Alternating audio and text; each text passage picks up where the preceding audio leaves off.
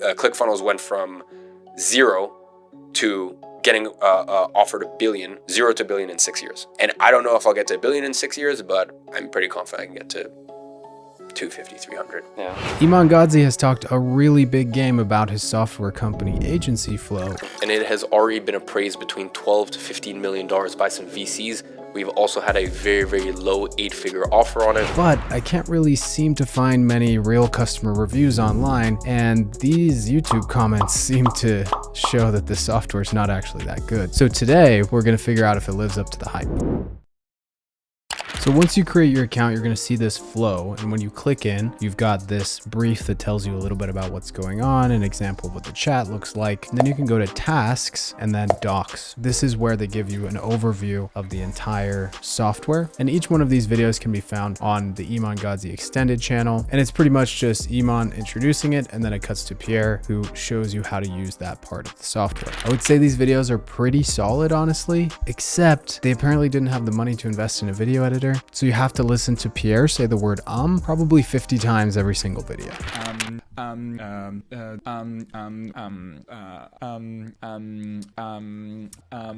You know, like the... Anyway, let's go over what the value proposition of the software even is and what they cover in this intro course. As you can see here, there's 7 tabs here at the top. First, let's go to flows. This is kind of the basis of everything inside of Agenciflow. Inside of flows, there are briefs, which is basically a place to give an overview, tasks, where you can assign tasks and set their priority, docs, where you can put SOPs or additional information that you might need to go along with this flow, and then teams, where you can add members of your team to a specific flow. And then of course on the right, we have the chat stream, which we can get rid of completely, or we can make full screen. The only thing here is that the word flows doesn't make sense at all to me. A better word would be projects probably, but I think they're just trying to be cute with the name. So where it gets slightly confusing is this clients tab. So if we come in here, it looks exactly the same as a flow. So as you can see down here, the client will actually be in the chat with you, and they'll be able to see the tasks that you're working on if you've assigned them inside of here. So I can see this being useful depending on the client. Some people would never want to use it, and some people would probably love it. But for the purposes of this video, we just need to understand that flows are internal. So this is for personal tasks that you assign to yourself or your team. And then clients is for external partners where you can add them. Here's an example of one of the bugs. The clients are just gone now. If I hit refresh, now I'm back here. And if I go there, it's back.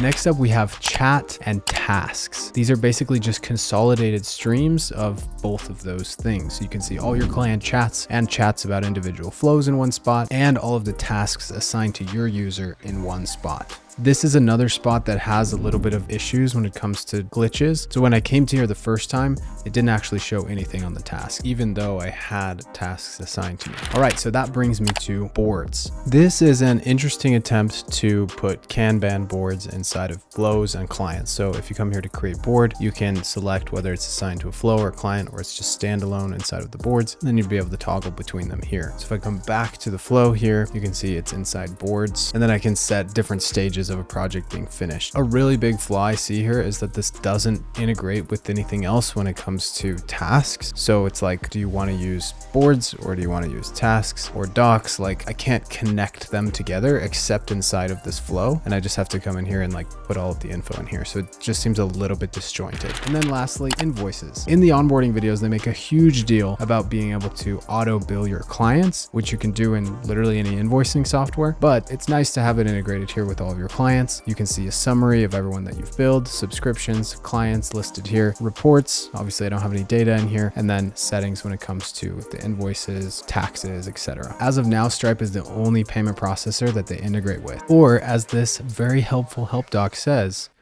Strip. That's the only payment processor they take. So overall, a pretty solid software so far. But the question we have to ask ourselves is, what's different here? What is in this software that we can't get elsewhere for cheaper? I would say the only thing is that you can invite your clients into a dashboard where they can both chat with you and be assigned tasks and assign you tasks. And I have to admit, it's a pretty cool idea. Based on their pricing, I think they're eventually moving to a model where you'll just wrap this software with your own brand, present it to your clients, and you'll look really fancy because you have your own software for communication and tasks and everything, which makes your agency seem pretty legit. Iman also argues that this is the main point that they put in because it will increase the retention of your clients when they can see what you're working on, and they're not going to get anxiety about, oh, are they actually getting the thing done that I assigned them? But I would say that Agenciflow is pretty much just a buggier, more clunky version of mainstream task management softwares like Asana, Trello, Notion, Monday.com, ClickUp, and chat softwares like Slack. Some of the bugs I noticed are this random spinning circle that just comes out of nowhere and doesn't let you do anything while it's spinning. And it doesn't matter if you're actually doing something in the software, it just shows up. Also, generally the software just feels slow and like you have to click in a lot of different areas in order to get things done.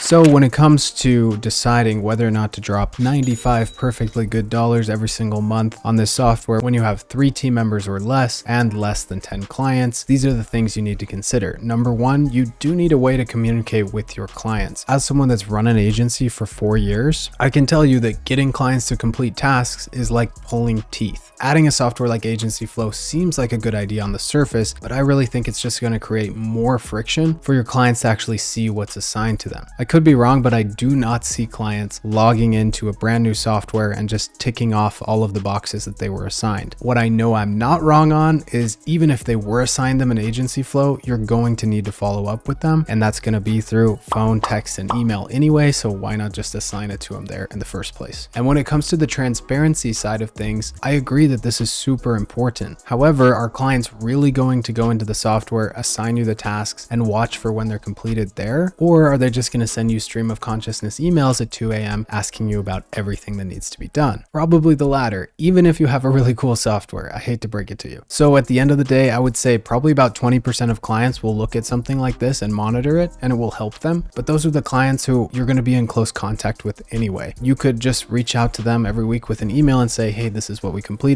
instead of having the software. The other 80% of clients probably won't even remember that they can assign you tasks inside of the software. They'll see it and forget it because they've got 50 million other things going on. Again, I could be completely wrong about all of this. This is just my view after running an agency for 4 years. Clients don't do well unless you make things as easy as possible for them. When it comes to the task management side and recording SOPs, etc., one thing that I 1000% agree with that Pierre said in this overview video is that agency owners like to make up busy work and just make really complicated stuff when what they really need to be doing is making a simple version and just going and doing more work and getting more clients. But I think it's sort of a contradiction because agency owners don't need complicated softwares to run their business at the beginning. They just don't. And when your budget is really tight at the beginning, your SOPs should be built on Google Docs, and then eventually you might move into something like Asana or Notion to actually organize them for your team. And the good thing about other task management softwares is they grow with you and they start at like $8 a month instead of $95 a month. My agency personally uses Notion and it's beautiful. Everything connects amazingly. There are bugs, but they're much less frequent and the whole software goes a lot faster. Everything connects and it's so much more versatile than Agenciflow. And when it comes to communication, we just use email and text. That's what our clients communicate with every single day. And so when we send them a text, they respond instead of sending them a message on an app that they never use. A lot of agencies that service other online businesses use Slack, and that's an excellent choice as well. So to make this really simple, you do not need this software to start your agency. If you're more established and you want to get a custom branded software to provide to your clients, and you see the value of having that wrapped up with your SOPs and your task management software, then I still wouldn't recommend it because,